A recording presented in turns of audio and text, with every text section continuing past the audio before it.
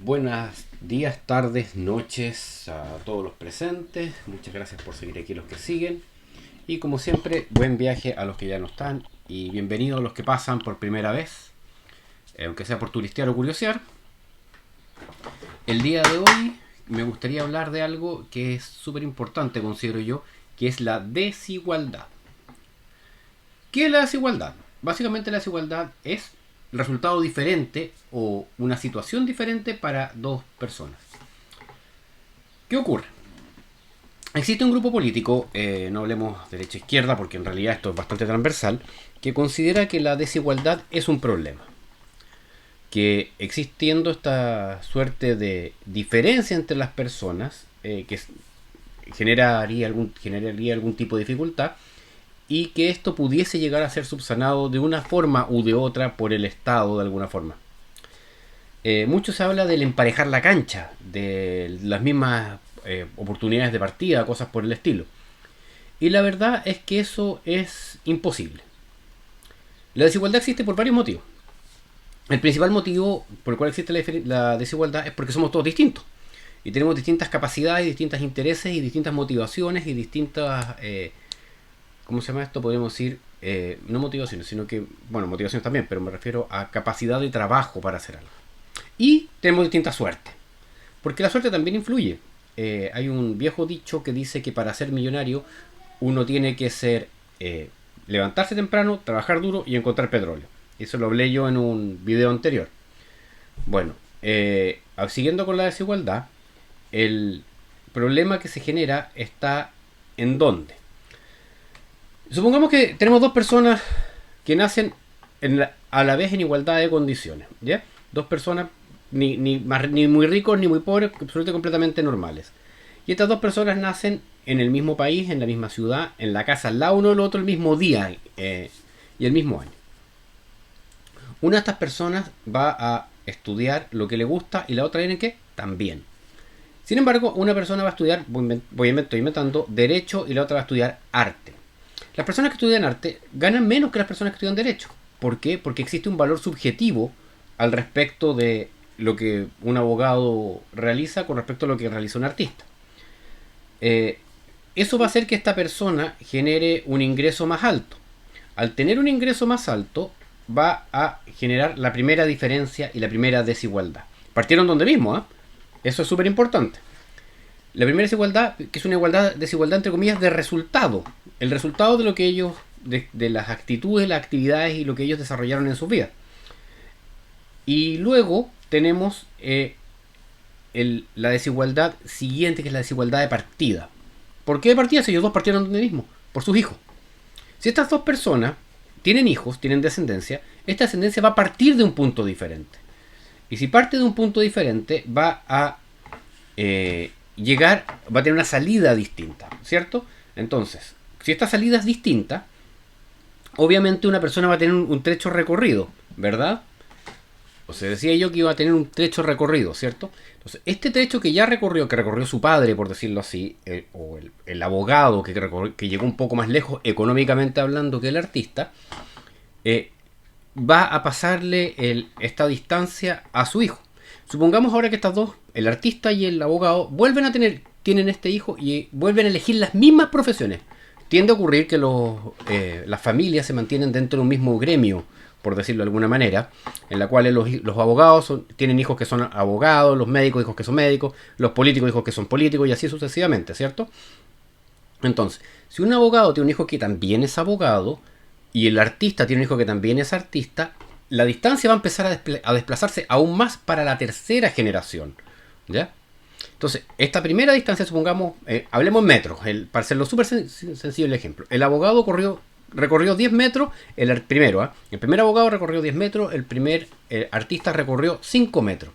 El segundo abogado va a recorrer los mismos 10 metros y el segundo artista va a recorrer de nuevo los mismos 5 metros.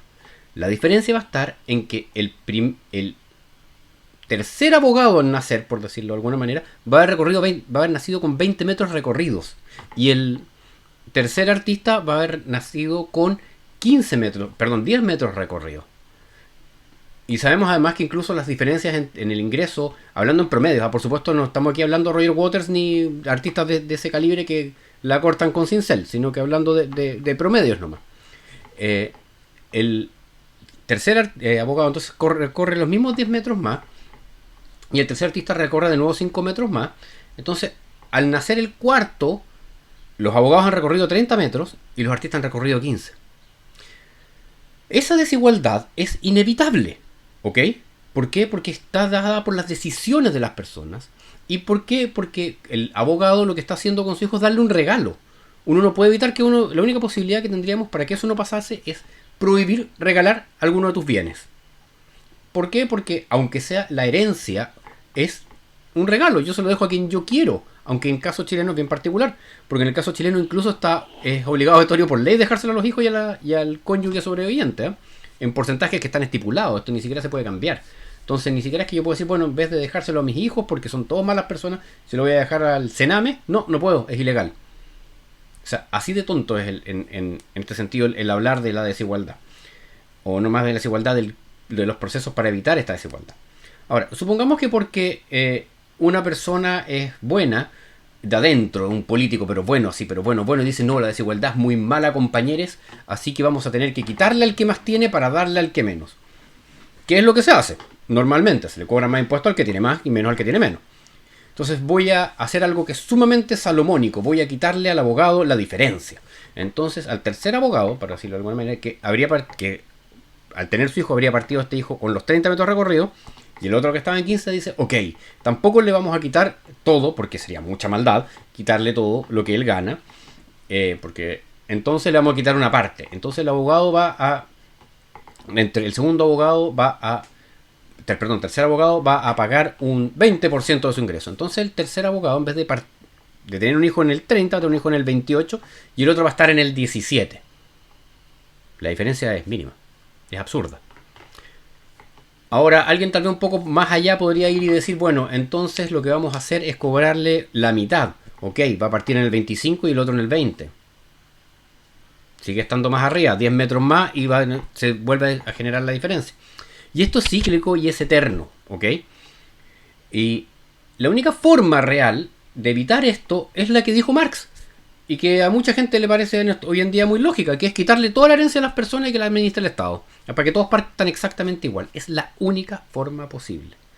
Y dentro de esa forma posible, como ustedes ya se pueden haber dado cuenta, que es quitarle a uno para que parta más atrás, la única forma posible es nivelar hacia abajo. No podemos nivelar hacia arriba. No se puede, porque no hay recursos para eso. Habría que inventar esos recursos que no existen. Entonces, si tenemos en una economía, entre comillas, con estas dos personas, que habíamos recorrido 45, la equidad sería 22,5 para cada uno. Pero resulta que uno tenía 30. Y le quitaste 7,5 para dejarlo en 22,5 y dejar al otro en 22,5. Entonces, le quitaste la mitad, le quitaste 3/4 del ingreso al tercero. O si lo queremos ver por la forma en que yo lo fui planteando, 2,5, que es el 25% cada uno, sin quitarle nada al otro y se lo fuiste dando. Uno puede decir, pero es fantástico eso, porque así la persona que más tiene ayuda al que menos tiene. Pero luego viene ¿por qué incentivo uno tiene a ser el abogado y no a ser el artista? Es una cosa de lógica. O sea, si a mí me dicen, ¿sabe que si usted no trabaja, yo le voy a pagar lo mismo que gana un abogado? ¿Para qué voy a trabajar? Y no es una cosa de que yo sea enfermantemente flojo, que puede que lo sea, sino que tiene que ver con una cuestión de lógica, y en economía se llaman incentivos perversos. Son incentivos que están puestos para que las cosas se hagan mal, no para que se hagan bien. Y eso es un problema que genera la institucionalidad. En el episodio anterior hablaba yo del efecto de que tienen cuando se generan los impuestos dispares entre pequeña, mediana y gran empresa, que no te conviene ser gran empresa porque te van a cobrar más caro. Aquí es lo mismo. No te conviene ser muy exitoso. O te conviene eludir impuestos. O evadir impuestos ya directamente. Y de ahí es donde entran los paraísos fiscales y ese tipo de cosas. Entonces, si nosotros suponemos que quitándole a uno para darle al otro lo vamos a hacer bien, es una estupidez. O sea, algunos hablan de Robin Hood, que le robaba a los ricos para darle a los pobres. Mentira. Robin Hood le quitaba la plata al recaudador de impuestos y se la devolvía a los que habían sido oprimidos por el hermano de Ricardo Corazón de León, que no me acuerdo cómo se llamaba en este momento. El príncipe algo. pero por ahí va. Entonces, no se trata de eso. Incluso, si uno va un poquito más a la historia reciente y más real, uno puede ver cosas en la década de los 60, por ejemplo, de personas que, entre comillas, se consideran grandes de muy de izquierda, como los Beatles, y leer la letra de la canción Taxman, cuando habla del cobrador de impuestos. Del cobrador de impuestos que es malvado porque perjudica a la gente. No ayuda a nadie. Entonces, estas disparidades, que a mucha gente le preocupan muchísimo, en realidad lo único que hacen es perjudicar aún más a la gente en su general. La única forma, como acabo de demostrar usando simple y sencillamente praxeología, es que todos van a estar peor. Todos. ¿Por qué? Porque al final de cuentas, las personas que antes querían ser abogados van a decir, pero ¿para qué voy a ser abogado? Sí, es un sacrificio, un montón de años de lectura, es un trabajo duro, son noches sin dormir, es un montón de cosas más difíciles. Mejor soy algo que no sea tan complicado. No estoy diciendo que ser artista no sea complicado, hay que ser muy hábil para poder ser un buen artista, pero no todos son buenos artistas. Y mucho más complicado todavía ser un artista destacado. Pero puedo ser un guitarrista en la salida del metro. Porque aprendí a tocar la guitarra en el colegio. ¿Ya? Estoy hablando de ese tipo de ingreso, no estoy calificando a las personas, estoy hablando 100% de plata. Y bueno, hago eso y voy a ganar lo mismo que un abogado. Sin haber pasado por la universidad. Bueno, que ahora se puede ser presidente sin pasar por la universidad. Sin ser titulado de la universidad. Sin hacer ningún curso de especialización. Sin trabajar duro. Sin buscarme clientes. Sin hacer ninguno de todos esos esfuerzos. Me siento en un lugar y espero que me caiga la plata. Es más fácil. Y los seres humanos por naturaleza elegimos lo más fácil. ¿Por qué? Por nuestro cerebro reptiliano que yo lo expliqué hace un montón de tiempo atrás. Cuando nosotros pensamos en este tipo de desigualdades, siempre suena horrible, ¿ya?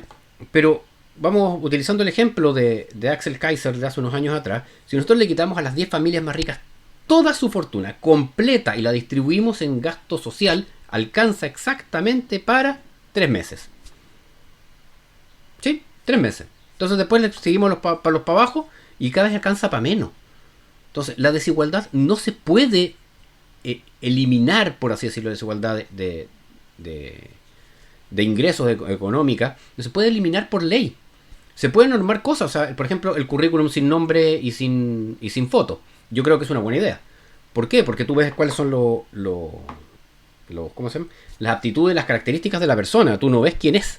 Es como en el caso de los investigadores cuando sometemos un paper a doble par ciego, que se llama, en el que uno no sabe quién lo evalúa y el que evalúa no sabe a quién está evaluando. Ese tipo de cosas permiten que sea mucho más transparente y mucho más parejo, por decirlo así. Incluso más hay revistas como el Journal Business Review que te permiten publicar, son revistas Q1 de WOS con un factor de impacto de 17 millones, que te permiten publicar una vez cada 4 años para darle la posibilidad a todo. Está bien. Investigadores que queremos publicar en el Journal Business, en el JBR, debemos haber, no sé, pues 10 millones. Porque es una revista muy importante en nuestra área. Y así podemos nombrar distintas cosas que sí pueden ayudar. Pero esto de cobrarle a uno para el otro no funciona. No funciona y no ha funcionado nunca. O sea, el mejor ejemplo de que no funciona lo tenemos en la Unión Soviética. La Unión Soviética funcionaba así, marxista 100%, no existía la propiedad privada, no había posibilidad de herencia. Y la Unión Soviética colapsó, ¿por qué? Porque no había plata, porque no se podía cumplir con lo que se prometía. Entonces, esta igualdad o esta desigualdad que tanto nos preocupamos, al final de cuentas es como cuando entra Messi o Cristiano Ronaldo a la cancha, que haya un tipo con un bat de béisbol pegándole todo el tiempo para que no juegue tan bien. Así todos los demás pueden tener el nivel que tiene Messi rebajado, porque acuérdense que el abogado lo rebajamos, ¿ya? En sus ingresos. ¿Ok? Entonces, ¿qué es lo que hacemos? Messi es demasiado bueno, así que uno que lo patee todo el partido. Eso es la selección chilena. No, bueno. Uno que le impida jugar o que lo amarre, que lo tenga tomado de un brazo. Y eso no sea, como por decirlo de alguna forma, no sea una falta. Tener a Messi o a Cristiano Ronaldo tomado de un brazo todo el partido. ¿Para qué? Para que no jueguen tan bien, porque si no es injusto con los demás. ¿Y qué pasa cuando tenemos incluso personas que tienen capacidades más altas? O sea, hay personas que son superdotados, que ni siquiera son superdotados.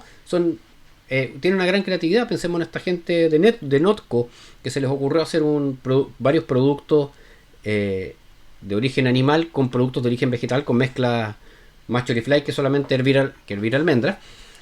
Oye, ¿sabéis que esa genera una tremenda disparidad? Porque yo no sé, pues como veo aquí en la esquina, a los chicos del...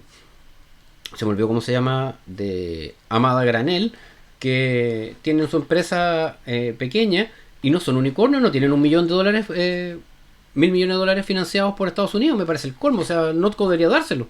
Debería por lo menos repartirlo entre todas las pymes y emprendimientos que existen. ¿No les parece? Es obvio, si no es desigualdad. Hay una inequidad en el caso de que Notco tenga una idea, mejor idea y se le pague más. ¿Por qué? Porque es lógico, si tenemos que pretender la igualdad es completa. Es ilógico pretender que, por ejemplo, no haya mujeres en la recolección de residuos, en lo que se conoce comúnmente como los basureros. No hay ni una mujer. ¡Qué falta de criterio, por Dios! ¿Cómo es posible? ¿Dónde están las leyes de género? No hay ningún hombre atendiendo párvulos. ¿Por qué? O sea, lo mínimo que debiese ser un 20%, un 50% de los hombres de los parvulares, no, educadores de párvulos, debiesen ser hombres en todos los jardines. Empieza a sonar ridículo, ¿verdad? Ese es el punto. Empieza a sonar ridículo, porque es ridículo. Y la pregunta es, ¿por qué nos hemos acostumbrado a que esta ridiculez sea normal y sea hasta bien vista? ¿Por qué hemos dejado, yo no, pero muchas personas han dejado llevar por este ideal de la desigualdad cuando en realidad es una parte inherente del ser humano? Somos todos distintos. El problema está en que te venden que la desigualdad es la que genera pobreza, y no es cierto.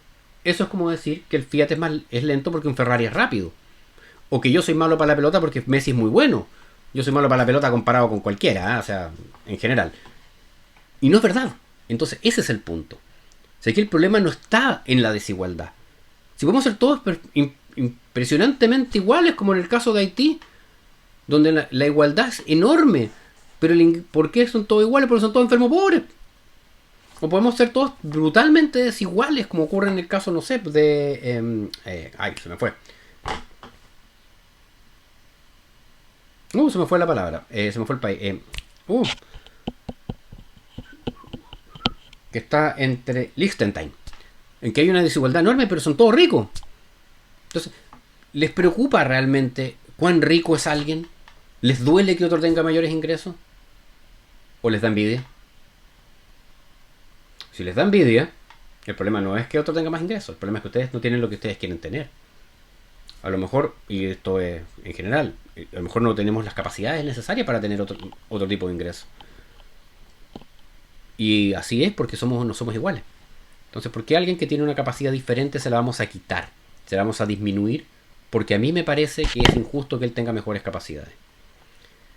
El problema, muchachos y muchachas y muchaches, no es la desigualdad. El problema es la pobreza. Porque la pobreza, mantenerte en estado de pobreza en el tiempo, empieza a perpetuar esta desigualdad. Y adivinen cuáles son los sistemas que más perpetúan la desigualdad en el mundo. Los sistemas de izquierda. A pesar de que... Perdón, la pobreza. Los sistemas de izquierda. A pesar de que la izquierda hace 100 años dijera que tenía una guerra contra la pobreza y la pobreza le haya ganado la guerra, lo cierto es que en los sistemas de izquierda la pobreza es más alta. Hay más igualdad, es cierto, pero hay mucha más pobreza. Y eso genera mayor igualdad, obviamente. Incluso tenemos el caso de Camila Vallejo hace un par de años atrás, diciendo que no le importaba que la gente fuera más pobre mientras fuera más igual. Y el caso de Boric es lo mismo.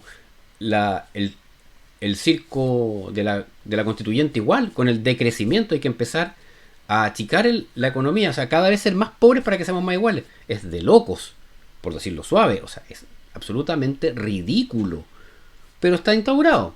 Lo que tenemos que hacer, mi opinión y mis ideas, es trabajar por mejorar las condiciones de las personas más pobres. Y curiosamente, por increíble que les parezca, la mejor forma de mejorar las condiciones de las personas más pobres es con más capitalismo, con mayor libertad en el mercado. Las economías más libres y con mayor nivel de capitalización tienen, en general, personas más ricas y tienen una cosa mucho más grande, más notoria, que es el movimiento social, el cambio en las ¿cómo se llama? En las posiciones sociales, esto es la ABC1 y todo lo demás.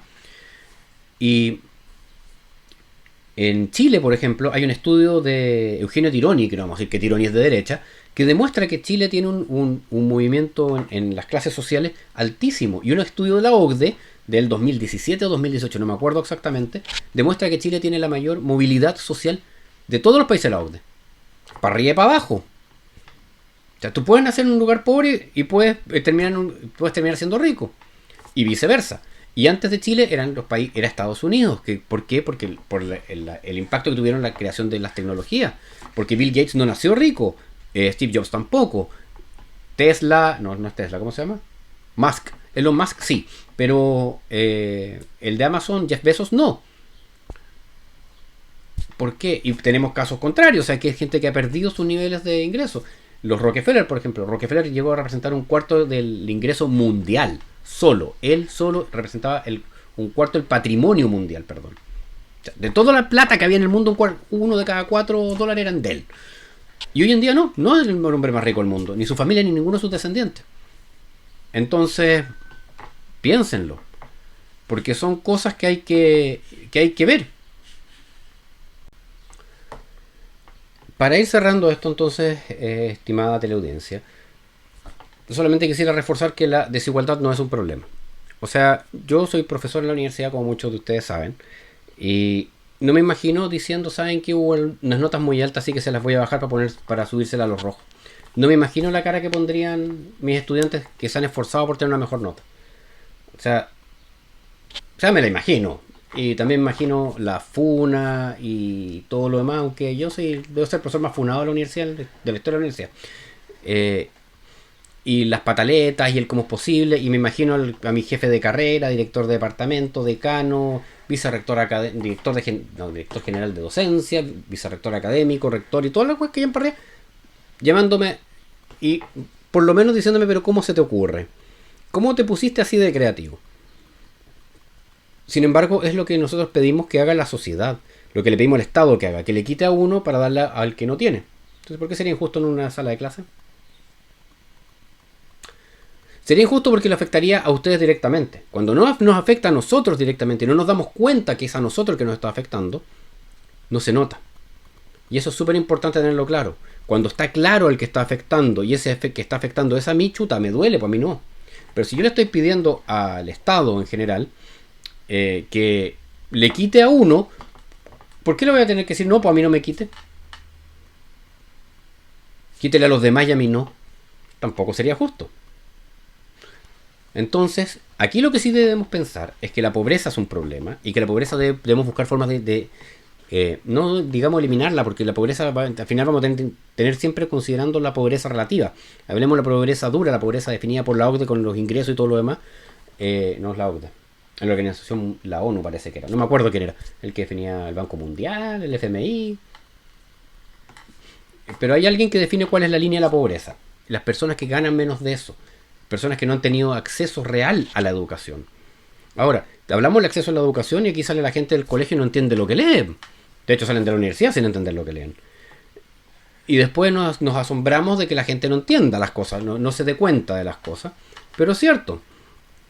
Y la pobreza tiene este ciclo eterno. Si nosotros pensamos en el mismo ejemplo de los dos que nacieron juntos, pero ahora en vez de abogado y artista, voy a convertir abogado y barrendero.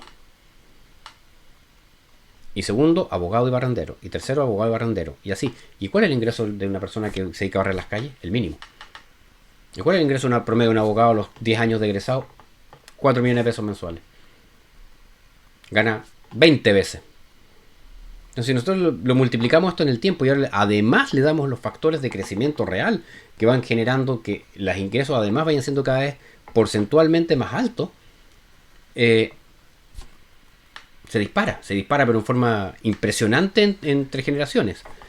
¿Y por qué es importante esto entre generaciones? Porque nos hemos acostumbrado a escuchar de que Chile tiene el Gini más alto del mundo, lo cual es una mentira del porte de un buque. Ni siquiera es más alto América, es más alto en Venezuela, en Argentina, en Haití, en Cuba. Muchas partes del Gini es más alto que el Gini, o incluso si nos vamos al 10-10, que es el 10% más rico dividido en el 10% más pobre, sigue siendo más alto el de Venezuela y el de Argentina que el de Chile. La pobreza nos va a generar que esto no se pueda mover. Entonces, eso es muy importante. Y cuando hablamos en el largo plazo, nosotros tenemos que considerar que, obviamente, si yo tengo 45 años y tengo 25 años de trabajo, he acumulado un cierto nivel de riqueza que, si lo comparo con alguien que tiene 20 años, es bestial. Ahora, yo, si me comparo con Lucic, soy nada, ¿verdad? Pero, ¿qué pasa si me comparo con los de mi propia generación? O si yo me comparo a mis 45 años con los que tienen 65, pero ¿cuánto era su riqueza cuando tenían 45? El Gini se vuelve casi cero. Casi no hay diferencia. Casi hay igualdad. Y de hecho, nosotros, por generación tras generación, hemos ido aumentando nuestra riqueza comparada con nuestros antecesores. Y eso no se formó porque hubo un político que dijo, oye, hay que quitarle a uno para darle a otros. No, se formó porque simplemente no hubo nadie quitándole nada a nadie durante un buen periodo de tiempo. Y pudimos hacer muchos nuestros proyectos de vida a nuestra pinta, y no a la pinta de un tercero. Y eso nos ha generado esta situación de que estamos, y que actualmente Chile sea uno de los países más ricos de América. Sí, de América. Si le quitáis a Estados Unidos y Canadá, es el país más rico de América. O sea, estamos quitando a Estados Unidos y Canadá, estamos hablando de países en serio, no estamos hablando de, no sé, pues Bolivia, Paraguay, sin desmerecer, pero sí economías muchísimo más grandes, muchísimo más robustas, más potentes, como la quieren decir. Entonces, y ya para cerrar, el hecho de que exista desigualdad no es malo. No es malo, no tiene una connotación ni positiva ni negativa. Se la pueden dar los políticos porque les conviene, pero no es cierto. Y eso espero que los que hayan llegado hasta acá en el video lo asimilen. No es verdad que la desigualdad genere algo. No es verdad que el capitalismo genere desigualdad. Eso es mentira. De hecho, si nosotros nos vamos al gráfico de palo de hockey y vemos que en 1776, con la revolución industrial, se disparan los ingresos de las personas, también vamos a ver cómo se empiezan a reducir las diferencias económicas detrás. Comparen, no sé, un rey de la Edad Media, o un marqués, un duque, un conde, la cuestión que se les ocurra, de la Edad Media, con un plebeyo. No alcanza el nivel de distancia a comparación. Y eso se eliminó gracias a la revolución industrial y el capitalismo, no al socialismo. Por supuesto que cuando Marx vivió en 1850, y escribió su tontera, existían estas tremendas diferencias, que unos tenían muchísimo y otros no tenían nada. Pero como era medio tonto, no se dio cuenta que esto era una cosa que venía del tiempo y que cada vez era menor. De hecho, Marx escribe su payasada de capitalismo en 1858, si mal no recuerdo. Y en 1870 von Bauer lo destruye completamente. O sea, ya no duró ni 10 años sin que se dieran cuenta que eran puras pilatunadas. Sin ningún sustento real. Ni sustento sociológico, ni sustento económico, ni sustento de ninguna clase. Marx es un chiste. Marx es una invención. No es verdad. Nada de lo que dijo es cierto. Nada. ¿Ya? Y disculpen que sea reiterativo y que estamos hablando de otra cosa, pero todos sus datos, todas sus propuestas son falsas. Son tan absurdas que en su libro que se llama El Capital no habla nunca del capital. Así de absurdo. Pero ahí lo tienen endiosado como si hubiese tenido alguna gran idea. Sí es cierto que hay una idea de él que es cierta, que es muy buena. Que es que se supone que según todo su proyecto, si todo funciona y pasamos del capitalismo que iba a explotar solo, al socialismo que iba a explotar solo, y vamos a pasar al comunismo, y ahí vamos a ser todos felices. Yo conozco 4 países comunistas y la verdad es que nadie es muy feliz en esos países. Ni en Corea del Norte, ni en Venezuela, ni en Cuba, ni en Nicaragua. Los gobernantes y nadie más. Bueno, muchachos, lo voy a dejar hasta aquí por hoy día y gracias por escucharme mis desvaríos de hoy. Ha sido un placer y se me portan bien, se cuidan y que tengan una linda jornada.